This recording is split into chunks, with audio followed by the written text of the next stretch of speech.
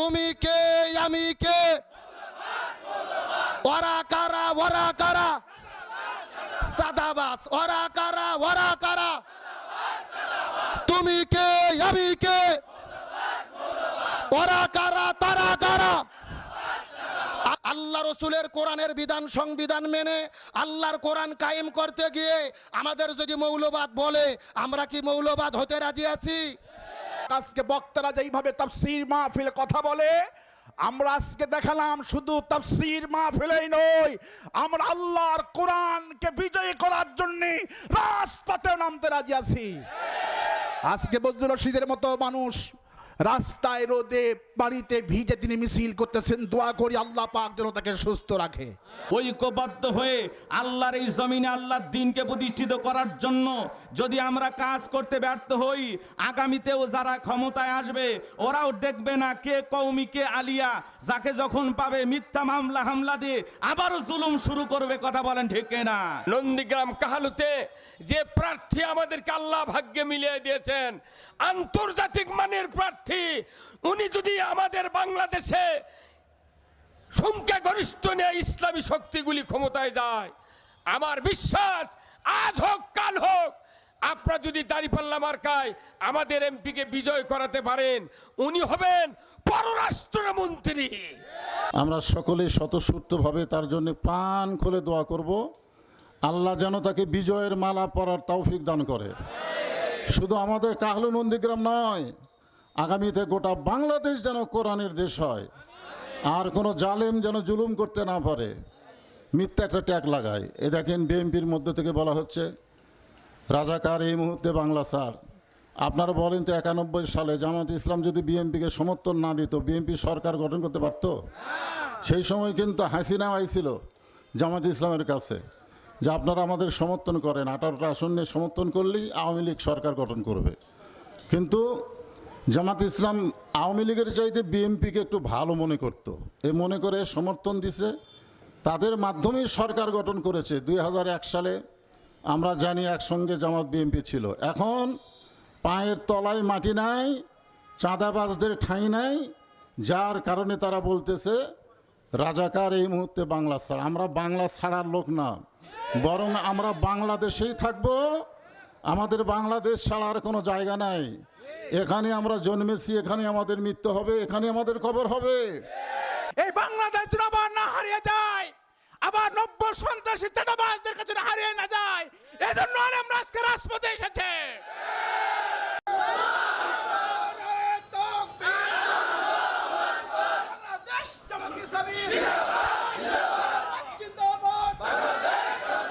আজ যারা ইসলামকে মৌলবাদ বলছে, ওদের প্রার্থীগুলি পাগল, অধিকাংশ পাগল। একজন নেতা টক শোতে একজন বলছেন আপনি তো পাগল, যখন গতবার নির্বাচন করলেন আপনি কিশোরগঞ্জে আপনি তো পাগল প্রমাণিত হয়েছেন। বলে কেমনি? বলল আপনি যখন নির্বাচনী প্রচারণা করতে গেলেন তখন একটা লোক বলল ভাই এই বাড়িতে খুব কান্নাকাটি হচ্ছে, একটু আসেন তো। বলল ভাই ব্যাপারটা কি, কিসের কান্নাকাটি হচ্ছে? বলছে ভাই এটা মিয়েলি ব্যাপার, আপনি বুঝবেন না। বললো আচ্ছা কি হয়েছে বলো। কয় না এটা শোনা যাবে না, এটা হলো ডেলিভারি কেস, বাচ্চার মাঝে হবে ব্যথা উঠেছে মেয়ের। তখন ওই নেতা বলতেছে ভাই এটা সাংঘাতিক ব্যারাম, এই ব্যারামে গত বছরে আমার একটা নেতা মারা গেছে। বলে এটা নাকি ব্যারাম, এটা নেই রোগ।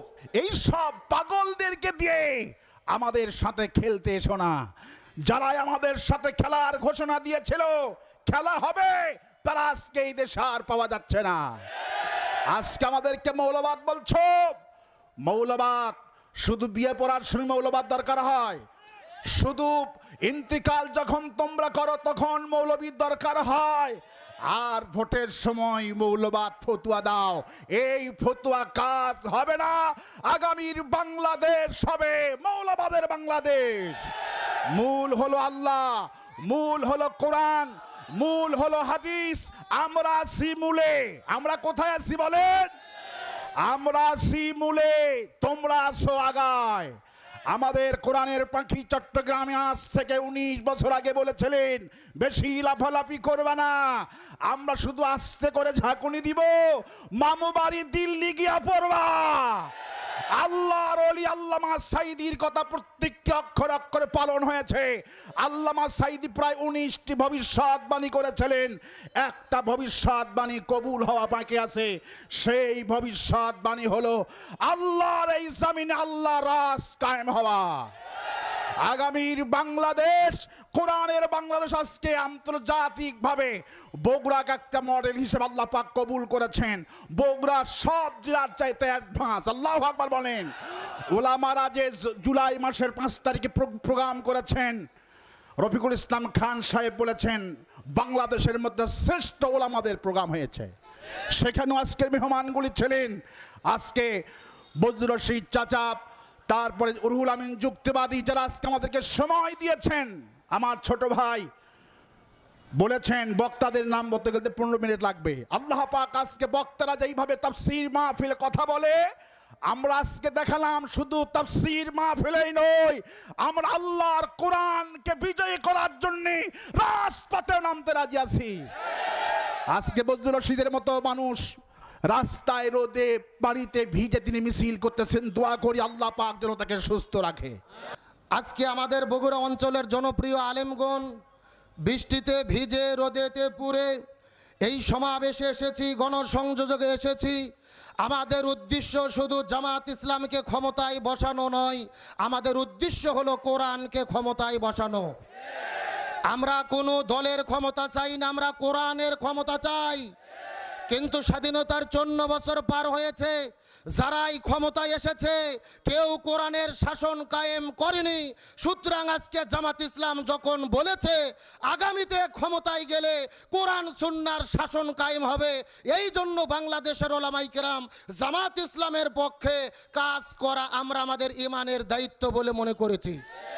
কারণ আল্লাহর কোরআন বলেছেন আল্লাযীনা ইম্মাক্কান্নাহুম ফিল আরদি আকামুস সালাহ ওয়া আতাউজ যাকাত ওয়া আমারু বিল মারুফ ওয়া নাহাউ আনিল মুনকার। কোন মুসলমান দল যদি ক্ষমতায় যায় 4টা কর্মসূচি বাস্তবায়ন করবে। 1 নম্বর নামাজ বাধ্যতামূলক করবে, 2 নম্বর যাকাত ভিত্তিক অর্থনীতি কায়েম করবে, 3 নম্বর ভালো কাজ চালু করবে, 4 নম্বর মন্দ কাজ বন্ধ করবে। সুতরাং ক্ষমতায় যাওয়ার পরে এই 4 কর্মসূচি বাস্তবায়নের যারা ঘোষণা দেবে, এদের পক্ষে থাকা, এদের ভোট দেওয়া, এদের পক্ষে কাজ করা আমাদের জন্য ফরজে আইন। এখন প্রশ্ন করবেন হুজুর জামাতত ক্ষমতায় বসানো ফরজ আইন না, কোরআনকে ক্ষমতায় বসানোর কাজ করা ফরজ আইন।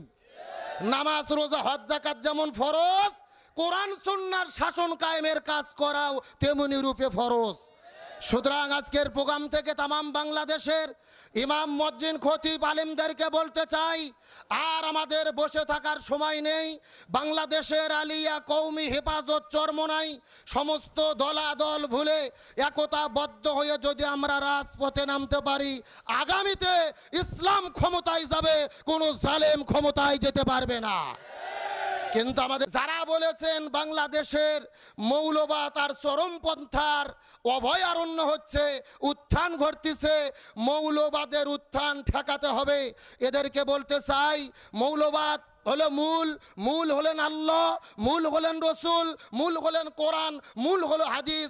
সুতরাং যারা মৌলবাদকে উৎখাত করতে চায় এরা মূলত আমার আল্লাহর সঙ্গে যুদ্ধ ঘোষণা করেছে।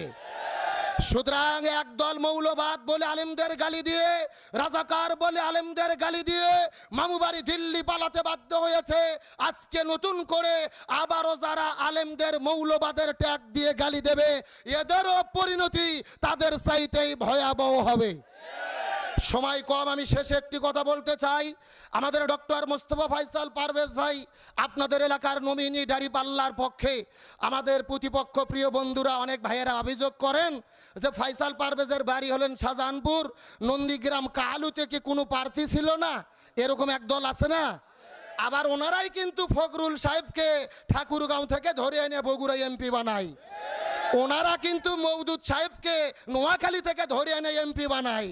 সুতরাং বলতে চাই মুস্তফা ফয়সাল পারভেজের বাড়ি ঠাকুরগাঁও নয়, নোয়াখালীতে নয়, পারভেজের বাড়ি হলো আমাদের বগুড়ায়। তিনি সৎ যোগ্য মেধাবী ছাত্রের নেতৃত্ব দিয়েছেন। সুতরাং আমি মনে করি মোস্তফা ফাইসাল পারভেজ ভাই যদি এমপি হয়, শুধু কালু নন্দীগ্রামের উন্নয়ন নয়, তিনি এমপি হলে পুরো বাংলাদেশের তিনি উন্নতি অগ্রণী ভূমিকা পালন করবে। সুতরাং আলোচনা শেষ, আপনাদের বলতে চাই, আল্লাহ রসুলের কোরআনের বিধান সংবিধান মেনে আল্লাহর কোরআন কায়েম করতে গিয়ে আমাদের যদি মৌলবাদ বলে, আমরা কি মৌলবাদ হতে রাজি আছি? তুমি কে, আমি কে, ওরা কারা, ওরা কারা, সাদাবাস, ওরা কারা, ওরা কারা, তুমি কে, আমি কে, ওরা কারা, তারা কারা। আগামীর বাংলাদেশ, কোরআনের বাংলাদেশ দেখতে কারা কারা যে একটু হাত তুলে দেখান। লিল্লাহে তাকবীর। আসসালামু আলাইকুম ওয়া রাহমাতুল্লাহি ওয়া বারাকাতুহু। মানে রাজাকারের ট্যাগ লাগানোর আর কোনো সুযোগ নাই। আমাদের কথা হলে একটা, আমরা যদি মৌলবাদ হই, এটি স্লোগান আমাদের। তুমি কে, আমি কে, মৌলবাদ মৌলবাদ, সে কে, তারা কে, সাদাবাস সাদাবাস, একটাই কথা হবে। আর তাদের কথা যে বলবে রাজাকার, তার মুখে জুতা মার, এটি নতুন কথা হবে। তারা বিগত 16 বছরে বিভিন্নভাবে এদেশের আলেমদেরকে মিথ্যা মামলা হামলা দিয়ে জেলখানায় বন্দি করেছিল। করোনার ফাঁকি আল্লামা সাইদি হুজুরকে 13 বছর মিথ্যা মামলা হামলা দিয়ে জেলখানায় বন্দি করে রেখেছিল। তাকে পরিকল্পিতভাবে হাসপাতালে নিয়ে হত্যা করা হয়েছে, কথা বলেন ঠিক কিনা? তাহলে যারা আলেমদেরকে হত্যা করেছিল, বিগত জালেমদের জুলুমের দিকে তাকায়া দেখেন। খানকার পীর থেকে শুরু করে মাদ্রাসার হুজুর থেকে কে হেফাজত, কে জামাত, কে খেলাফত, ওরা দেখে নাই। যাকেই টুফিওয়ালা দাড়িওয়ালা দেখেছে তাদেরকেই মিথ্যা মামলা হামলা দিয়ে জেলখানায় বন্দি করেছে, কথা বলে ঠিক কিনা?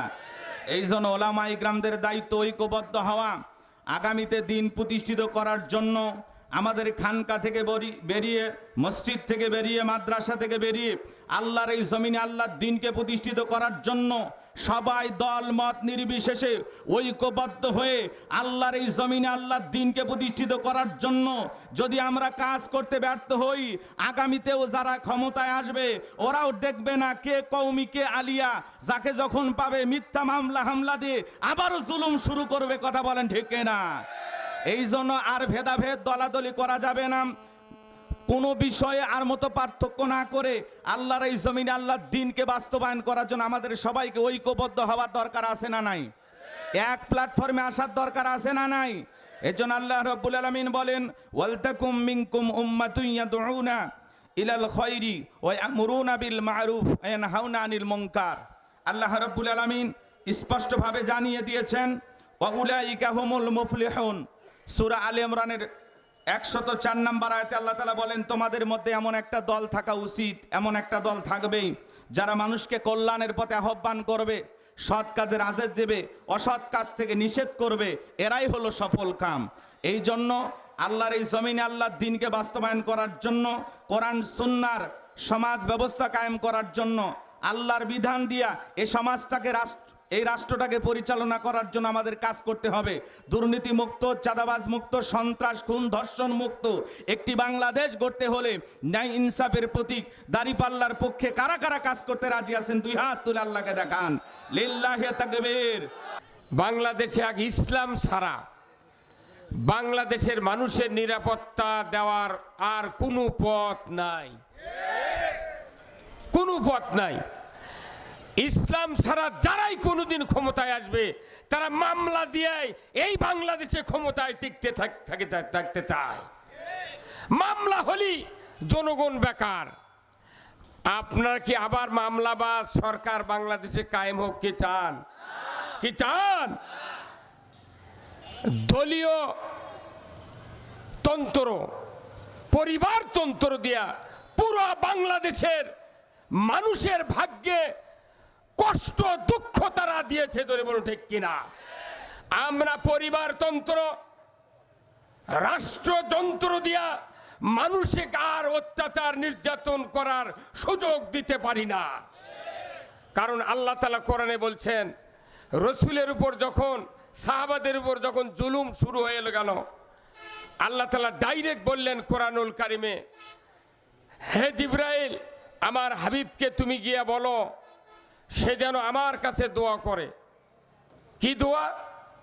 অকুর রব্বি আদখিলনি মুদখালা সিদ্দিকিও ওয়া আখরাজনি মুখরাজা সিদ্দিকিও ওয়া জাআলনি মিন লাদুনকা সুলতানান নাসিরা। আল্লাহ ওহী দিয়ে রাসূলকে বলে দিলেন, আমার কাছে হাত তুলে দোয়া করো।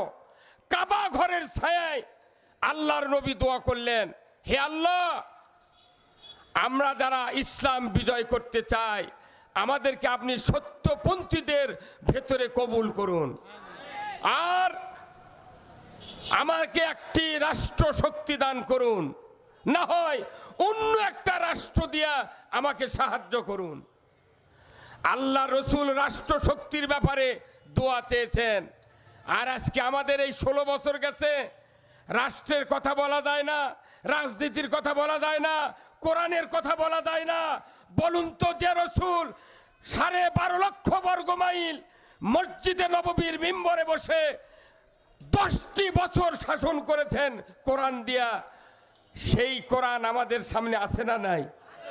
তাহলে আমরা আলেম ওলামা বাংলাদেশে দেখতে পেয়েছি 16 বছরে আলেম ওলামা বিচ্ছিন্ন থাকার কারণে জালিমের জুলুম থেকে কোনো গ্রুপের আলিম আমরা বাঁচতে পারি নাই। আমি আপনাদেরকে উদাত্ত আহ্বান জানাই, এই জুলুম নির্যাতন থেকে বাঁচার একটাই পথ, কোরআনের শাসন। আপনারা এই বাংলাদেশে কোরআনের শাসন কি দেখতে চান? কারা কারা দেখতে চান? দুহাত তুলে আল্লাহকে দেখান। নারায়ে তাকবীর। আল কোরআনের আলো সংসদে জালো। আমরা সকল মানুষের আইন দেখেছি, এইবার আল্লাহর আইন দেখতে চাই। নন্দীগ্রাম কাহালুতে যে প্রার্থী আমাদেরকে আল্লাহ ভাগ্যে মিলিয়ে দিয়েছেন, আন্তর্জাতিক মানের প্রার্থী, উনি যদি আমাদের বাংলাদেশে সংখ্যাগরিষ্ঠ নিয়ে ইসলামী শক্তিগুলি ক্ষমতায় যায়, আমার বিশ্বাস আজ হোক কাল হোক, আপনারা যদি দাঁড়িপাল্লা মার্কায় আমাদের এমপিকে বিজয় করাতে পারেন, উনি হবেন পররাষ্ট্রমন্ত্রী।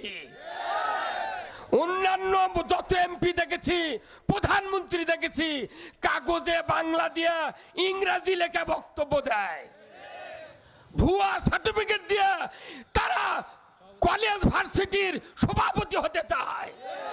আমরা হাওলাত করা লোক আনি নাই, আমরা এনেছি সৎ যোগ্য একজন প্রার্থী, যিনি তুরস্কের এরদোগান সহ বিশ্বের 160টি দেশের প্রধানমন্ত্রীর সাথে যোগাযোগ রেখেছেন। আগামীর বাংলাদেশ কোরআনের বাংলাদেশ, এটা সকলে আমরা আশা করি এবং সকলে ইনশাল্লাহ কাজ করব। সকলে ইনশাল্লাহ কাজ করব। আর বিশেষ করে আমাদের কাহালু নন্দীগ্রাম আসনের জন্য যাকে নমিনি করা হয়েছে, আমার রুহুল আমিন ভাই তো বলেই দিলেন, গোটা বাংলাদেশের মধ্যে তিনি 1 নম্বরে আছেন। বলেন আলহামদুলিল্লাহ। বাড়ি শাহজাহানপুর হলে কি হবে, সে আমাদের অত্যন্ত নিকটতম নন্দীগ্রাম এবং কাহালুর আসনের এমপি, আমাদের বগুড়া জেলারই লোক, ছেলে, একেবারে ছেলে মানুষ, তাকে নমিনি করা হয়েছে। আমরা সকলেই স্বতঃস্ফূর্তভাবে তার জন্য প্রাণ খুলে দোয়া করব, আল্লাহ যেন তাকে বিজয়ের মালা পরার তৌফিক দান করে।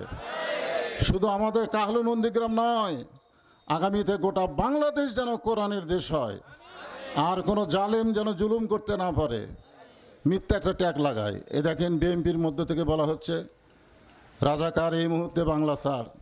আপনারা বলেন তো, 91 সালে জামাত ইসলাম যদি বিএনপিকে সমর্থন না দিত, বিএনপি সরকার গঠন করতে পারত? সেই সময় কিন্তু হাসিনাও আইছিল জামাত ইসলামের কাছে যে আপনারা আমাদের সমর্থন করেন, 18টা আসন নিয়ে সমর্থন করলেই আওয়ামী লীগ সরকার গঠন করবে। কিন্তু জামাত ইসলাম আওয়ামী লীগের চাইতে বিএনপিকে একটু ভালো মনে করত, এ মনে করে সমর্থন দিছে, তাদের মাধ্যমেই সরকার গঠন করেছে। 2001 সালে আমরা জানি একসঙ্গে জামাত বিএনপি ছিল। এখন পায়ের তলায় মাটি নাই, চাঁদাবাজদের ঠাঁই নাই, যার কারণে তারা বলতেছে রাজাকার এই মুহূর্তে বাংলা ছাড়া। আমরা বাংলা ছাড়ার লোক না, বরং আমরা বাংলাদেশেই থাকব। আমাদের বাংলাদেশ ছাড়ার কোনো জায়গা নাই। এখানে আমরা জন্মেছি, এখানে আমাদের মৃত্যু হবে, এখানে আমাদের কবর হবে। কিন্তু যারা জুলুম জালেম করবে, তারাই বাংলাদেশ ছেড়ে অন্য দেশে যাইতে বাধ্য হবে। আলেমদের কাজ শুধুমাত্র মসজিদে নয়, আলেমদের কাজ শুধুমাত্র হেফজখানায় নয়, একজন আলেম বাংলাদেশের এমপি হয়ে শিল্প মন্ত্রণালয়, কৃষি মন্ত্রণালয়ের মতো গুরুত্বপূর্ণ মন্ত্রণালয়ে দায়িত্ব পালন করে তিনি প্রমাণ করেছিলেন আলেমরাই একমাত্র বাংলাদেশকে দুর্নীতিমুক্ত মন্ত্রণালয় উপহার দিতে পারে। এই আলেমরা তারা দুর্নীতিমুক্ত মন্ত্রণালয় গঠন করে যেমন বাংলাদেশের ইতিহাসে নজির স্থাপন করেছিলেন, ঠিক তেমনি বিগত ফ্যাসিবাদ বিরোধী আন্দোলনে 5ই মের মতো ঘটনায় বাংলাদেশের স্বাধীনতার সার্বভৌমত্ব অক্ষুণ্ণ রাখার জন্য তার জীবন দিয়েছিলেন। আমাদের প্রিয় আলেম আল্লামা দেলোয়ার হোসেন সাইদি, যার কণ্ঠকে রোধ করার জন্য একটি দেশের নির্দেশে বাংলার মানুষকে পথভ্রষ্ট করানোর জন্য 2010 সাল থেকে আমৃত্যু তাকে কারাগারে রেখেছিল আগের ফ্যাসিবাদ সরকার।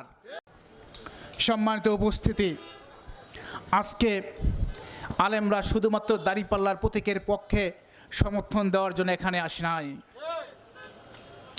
এই রক্তাক্ত বাংলাদেশ যেন আবার নতুন করে পথ না হারায়, এই বাংলাদেশ যেন আবার না হারিয়ে যায়, আবার 90 সন্ত্রাসী চাঁদাবাজদের কাছে হারিয়ে না যায়, এজন্য আলেমরা আজকে রাজপথে এসেছে।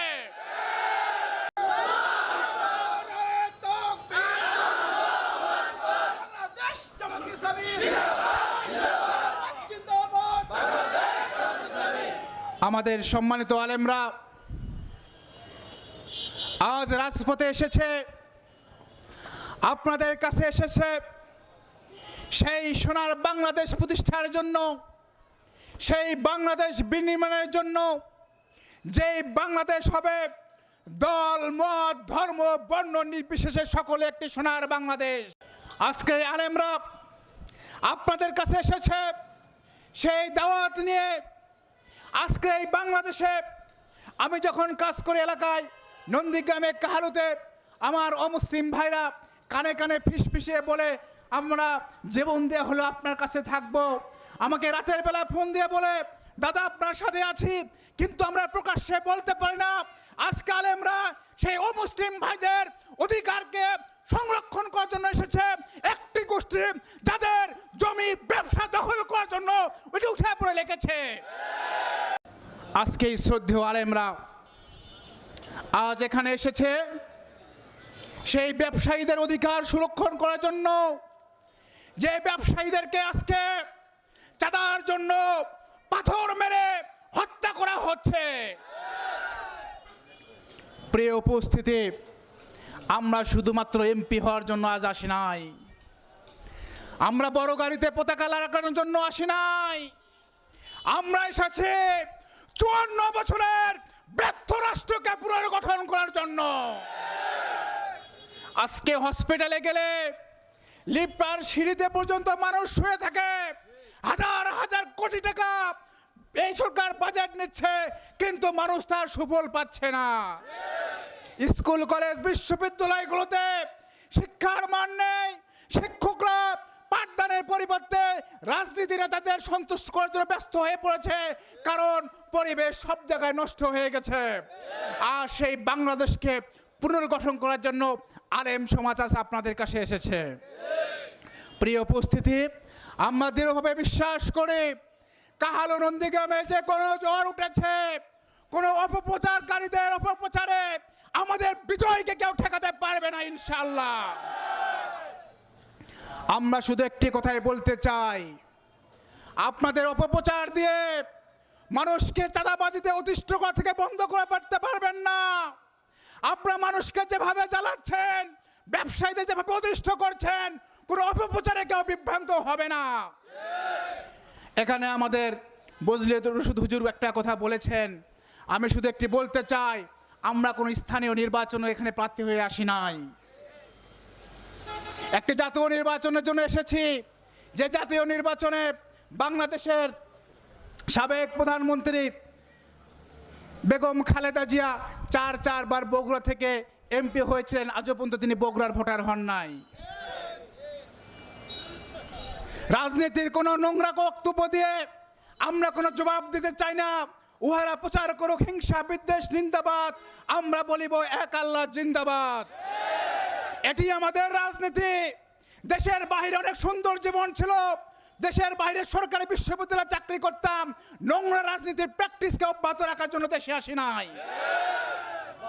আমরা আপনাদের অপপ্রচারের বিরুদ্ধে সুন্দর জবাব দিয়ে আমরা সামনে এগিয়ে যেতে চাই। এই বগুড়ায় আমার জন্ম, এই বগুড়ার মাটিতে বড় হওয়া, বগুড়ার আলো বাতাসে বড় হওয়া, ইনশাল্লাহ আল্লাহ যদি কবুল করে লিখে রেখে এই বগুড়ার মাটিতে আমরা মৃত্যুবরণ করে এখানে কবরস্থ হবে। আমাদের জন্ম বাঙ্গুরায়, জন্ম বাংলাদেশে, এমপি হওয়ার জন্য, মন্ত্রী হওয়ার জন্য। আমরা অন্য কোনো দেশেও আমাদের জন্ম নিতে হয় নাই। আমরা কথা দীর্ঘায়িত করতে চাই না, শুধু একটি কথাই বলতে চাই। শুন, 1 বছর আগে যে বিপ্লবের মধ্য দিয়ে নতুন বাংলাদেশে যাত্রা শুরু হয়েছিল, যে অভ্যুত্থানের মধ্য দিয়ে নতুন বাংলাদেশে যাত্রা শুরু হয়েছিল, সেই অভ্যুত্থানকে সত্যিকারে যদি বিপ্লবে রূপ দিতে চায়, আগামী নির্বাচনে নতুন বাংলাদেশের জন্য সর্ব এলাকায় জামাত ইসলাম এবং দাঁড়িপাল্লাকে বিজয়ী করতে হবে।